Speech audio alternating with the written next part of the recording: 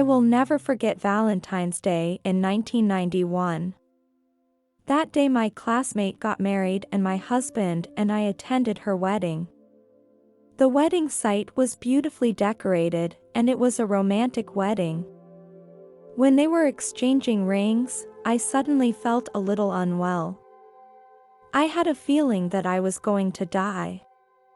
I am not usually a person who likes to make a fuss in public. My husband looked at my pained expression and he was surprised and said, "My God, what's wrong with you?" I said to him, "I can't," I said over and over again. When a friend saw me, her eyes widened in horror. I kept praying in my heart that I would not interfere with their wedding. My consciousness grew fuzzy and my husband helped me out. When I was about to walk to the door of the church, I fainted. Then something horrible happened. There was darkness before my eyes and I don't remember what I saw there, but I was terrified.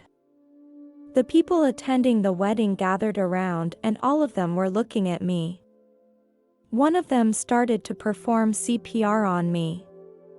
At some point, I got back into my body. After a while, I was gone again. This time, I couldn't hear anything. I came to a wonderful place. I can tell you that I have never felt so safe in my life. Then I stopped, and I was standing right next to Jesus. Suddenly from a great distance came a voice. "Please don't leave me, I love you, please don't die."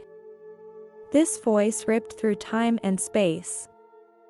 It was then that I said to Jesus, "I cannot leave him."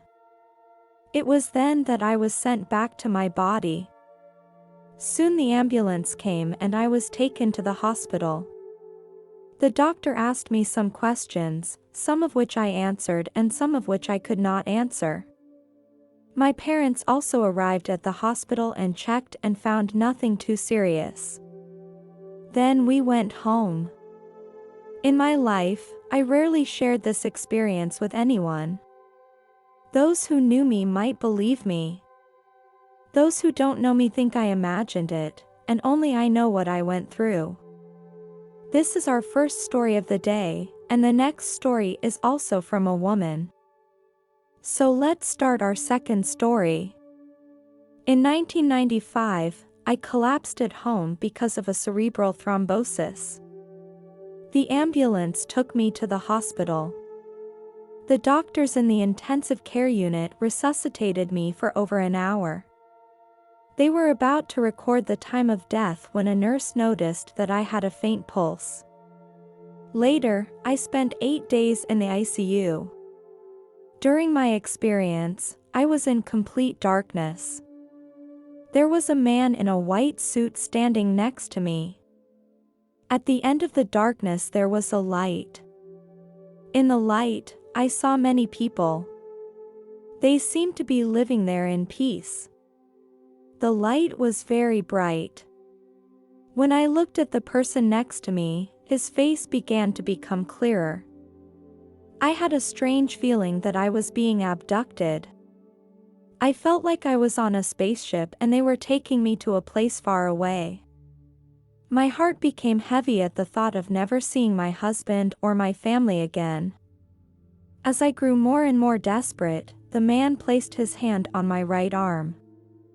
His face began to become more clear. He had long brown hair and bright eyes. I could feel his calmness. He began to speak to me, but his mouth did not move. I could hear him say, "You can't give up, you have to get up and fight, we will take care of you." When I woke up from the ICU, my husband and son were standing by my bedside. I stayed in the hospital for a week and then left. On the third day after returning home, the TV show my husband was watching caught my attention. My husband got up from his chair and said he was watching a documentary about Jesus. The image of Jesus was a three-dimensional replica based on the marks on the shroud. After a while, I shed tears. My husband asked me what was wrong. Ever since I left the hospital, I have been emotionally unstable. I always cry over very small things. I wanted to tell my husband what I was going through, but every time I couldn't, it was as if someone had covered my mouth. Only I knew what I was going through. In the hospital I actually died and I was taken to the gates of heaven, where Jesus comforted me. He gave me a choice to go with him or to stay.